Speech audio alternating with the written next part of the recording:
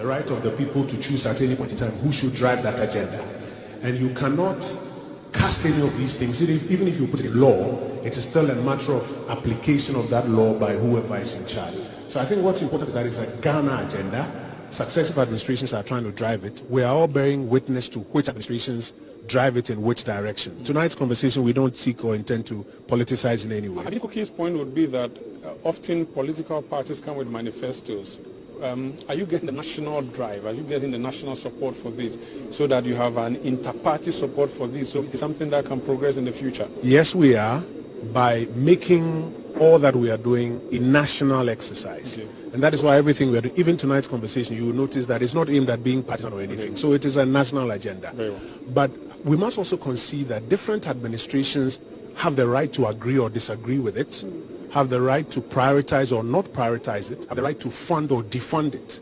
And we must allow our democracy to allow that to play. What is important is that the people of Ghana at the end of the day look to it and ask themselves who is best placed to execute this agenda and who believes in this agenda. But that is a political conversation. For us, what we are doing is aimed at putting the structures in place to help us leapfrog some of the gaps that we have had. And we're trying to carry the whole country along with us. Abdullah, come in. What is the level of penetration of the digitalization and digitization process, given the fact that we still have this erratic electricity supply? Digitization depends mainly on constant power and connectivity. Now you want me to give you part of the Vice President's speech before he comes up? No, but I think if you look at mobile phone penetration, if you look at access to internet connectivity across the country, if you look at electricity coverage in this country, those are all matters that there's data clearly to outline. And he'll speak to some of that data hopefully tonight about 80-something% plus for electricity.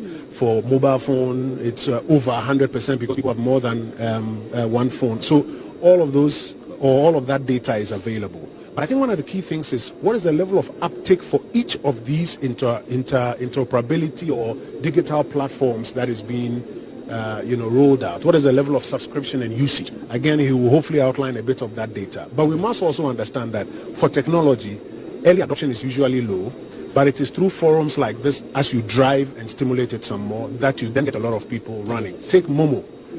Early days, very low adoption, but today, billions. Everything else. Yeah. Just to pay a quick pull-up before I hand over to some of my other colleagues.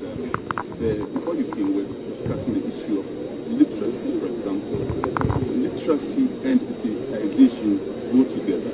Over 60% of our population is still illiterate.